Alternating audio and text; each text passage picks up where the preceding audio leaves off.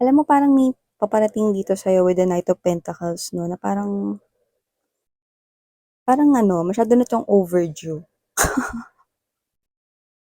Kumbaga sa due date lumampas na. So whatever the case may be, hindi ko naman nakikitang bayarin ito, 'no? Pero with the pentacles or coins, maybe it has something to do with your money because that's what I'm picking up, okay? But I do see that it is something here na parang overdue, parang dapat matagal na 'tong nakarating sa inyo, 'no? Yung may kabayo naman dito pero mukhang naglakad ka, mga ganyan. But of course, it's not too late, okay? Let's see more. And nakuha nung attention ko yung mga puno, so maybe it has something to do with your stability, financial stability. And we have here the devil. Okay? The devil here could be somewhat I'm seeing as a blockage or a high wall na posibleng meron ditong hindi naman sa obsession, pero parang may iniisip kayo dito na nakaka-block sa kung ano man 'tong paparating sa inyo. Aha, naku, naku, naku, naku, naku, pera 'tong pinag-uusapan natin dito at may tsansang pera talaga yon. So, nakita ko dito na posibleng ikaw yung nagba-block nito. Pero let me just get more um, advices here for you guys, no? So, aalamin natin yan. Paano niyo yan marirelease at ano ba talaga tong sitwasyon na ito.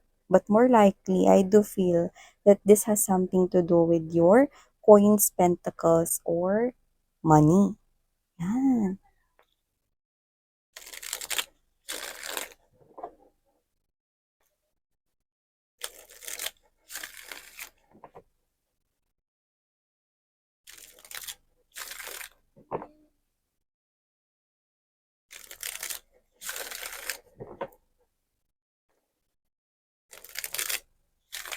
For some reason, medyo presko, no? Nakita ko na parang ano lang, no? Relax na relax lang, nagliliparan yung parang mga leaves, no? Parang I do feel like na meron ditong something really relaxing at parang, alam mo yung napaka-refreshing lang nung vibe, no? Kahit na yun yung parang bungad ng pinag-uusapan natin. So maybe there's something here like a refreshing or very refreshing or nakaka-fresh na new. So yeah, let's go ahead and check this out, babes.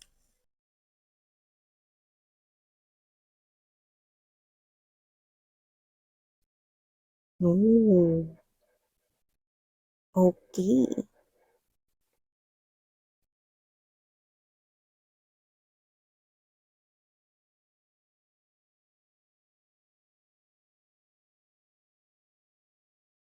Naku, mukhang bumibilis na 'to mga babes, ah.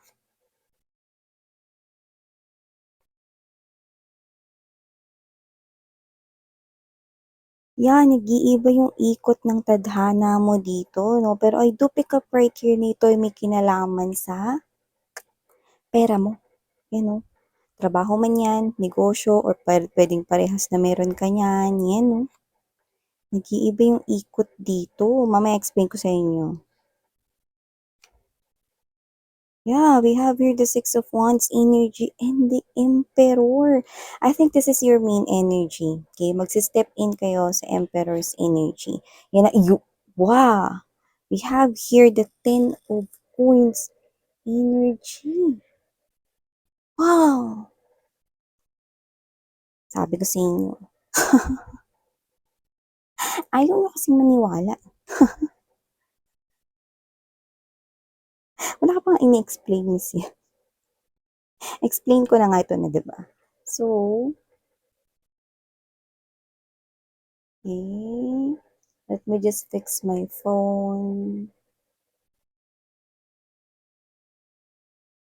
Okay. So, hi and hello there new subscribers. Ako po pala si Yan and welcome, welcome.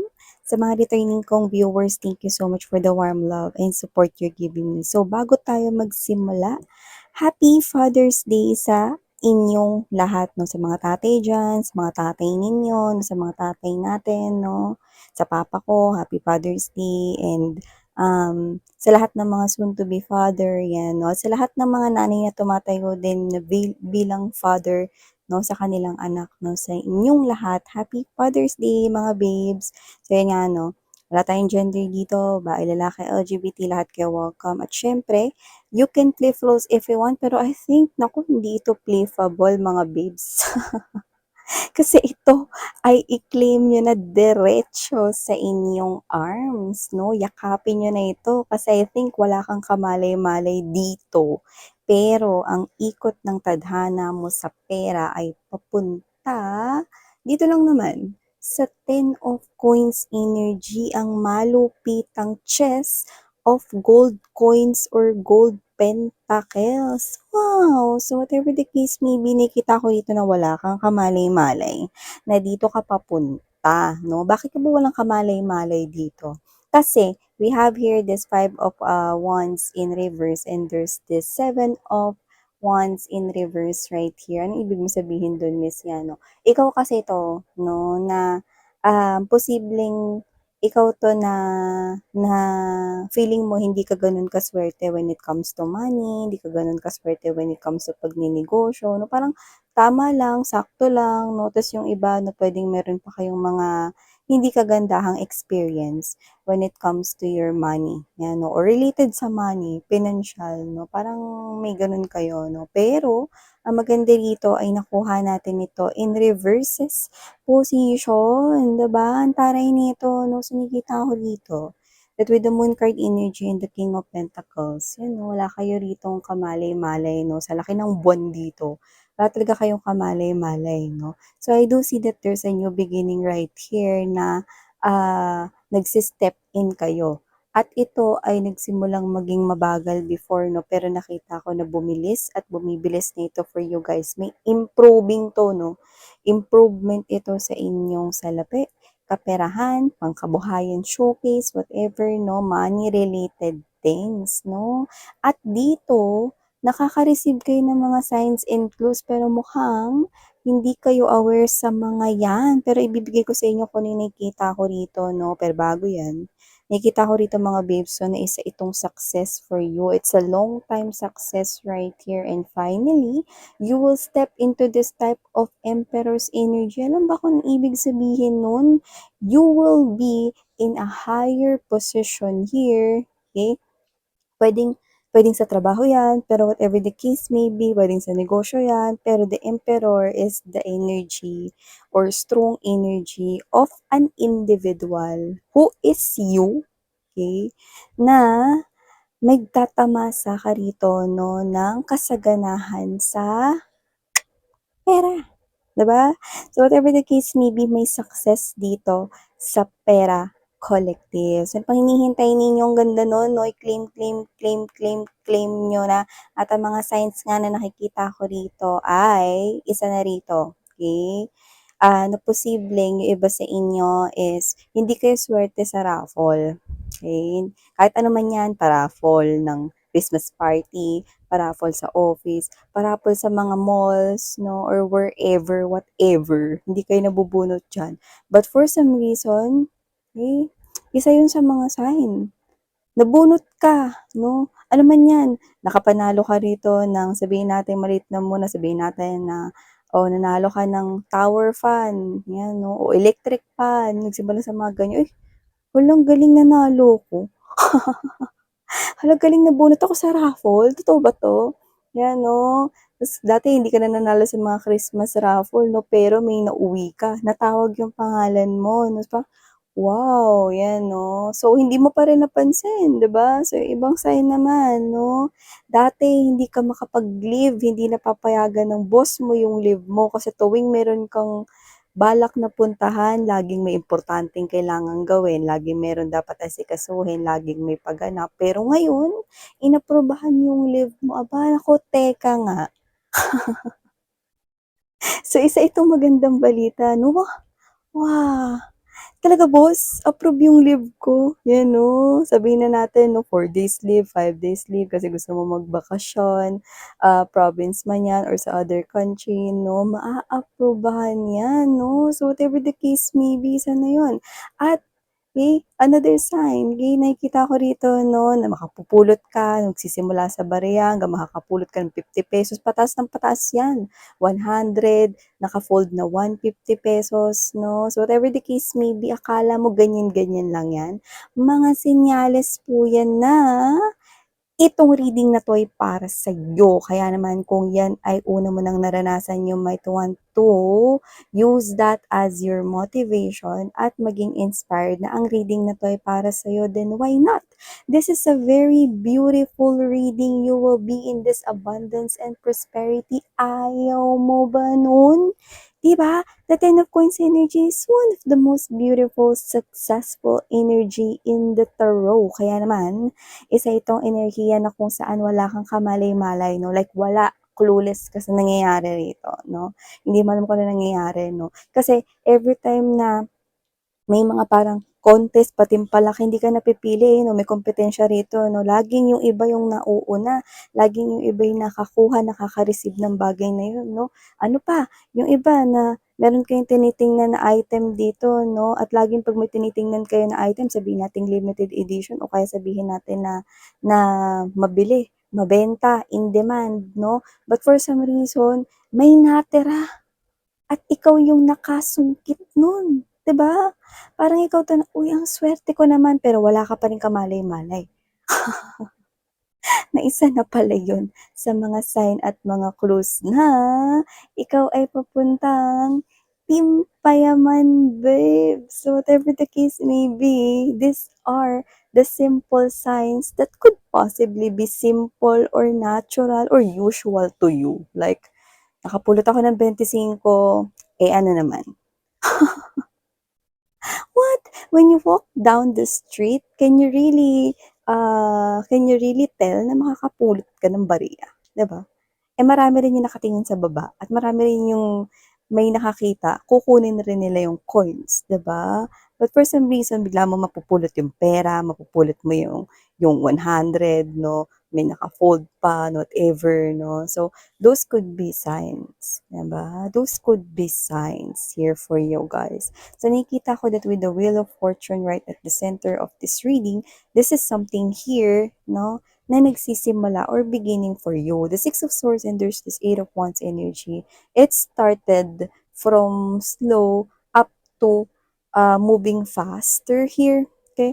Kasi nga, ikaw to na parang feeling mo ang malas mo sa mga raffle, feeling mo ang malas mo sa mga tickets or lotto tickets, mga ganyan. But for some reason, eh, kamakailan lang, no, dun sa mga parang scratch it na yan, no, nakakuha ka ng 200 times 3, mga ganyan, no. So, sabihin na natin, uy, may 600 ako, or whatever the case may be, no, magsisimula ito sa mga maliliit, may mga maliliit na signs na yan, nakapulot ka ng piso, akala mo yun na yun?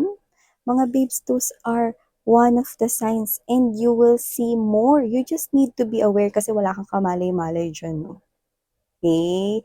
Use your intuition so that you can feel. Okay? Parang feeling ko, yan, no? Ikaw to na parang feeling ko, parang gumaganda ngayon ata. Parang ang swerte-swerte ko ngayon. Kahapon nakapulot ako ng 20. Tas ngayon nakakuha ako ng 3 numero, yan 'no. Be thankful, be grateful mga babes 'no. Sabihin natin example, sa lotto ilan ba yung winning numbers? 6, 'di ba? Kung nakakuha ka diyan ng 3, be thankful, baliktaya pa rin yun, 'di ba? Ibig sabihin isa pa rin yun sa mga sign and clues. Nakakuha ka na ng 3, then you will get 4. What else?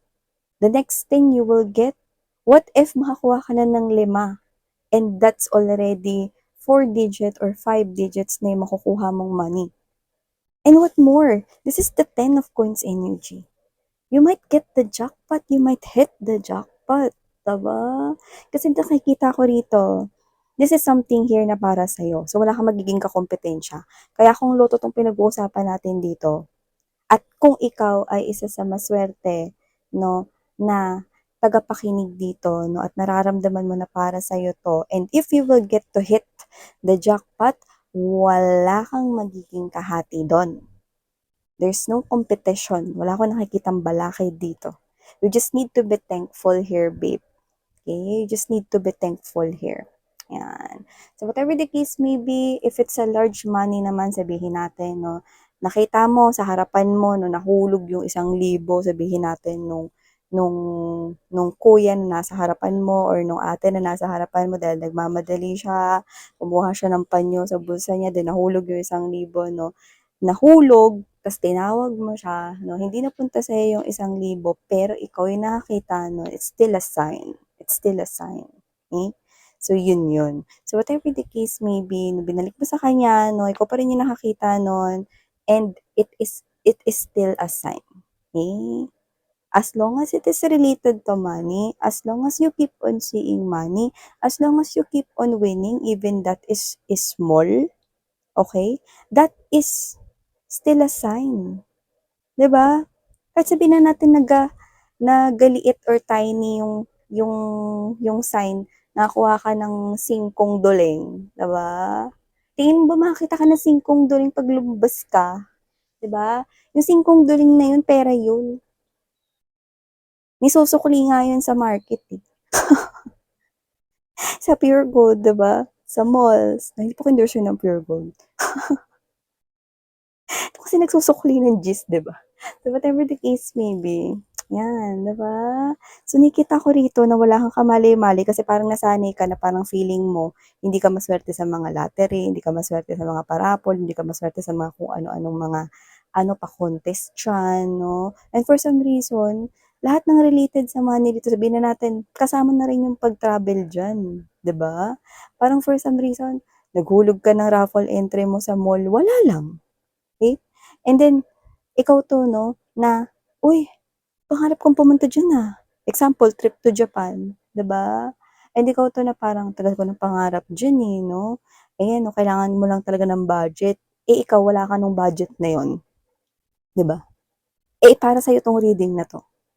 Then, you will get that chance na ikaw yung lucky na mapili doon. Wala kang gagastusin. Pocket money mo lang. Kasi yung mga trip na ganyan, sagot na nila yung accommodation, flights, and even your food. You just need your pocket money. Dito nakarating ka na sa dream vacation mo. Tapos, hindi ka pa gumastos ng talagang gastos talaga. 'Di ba?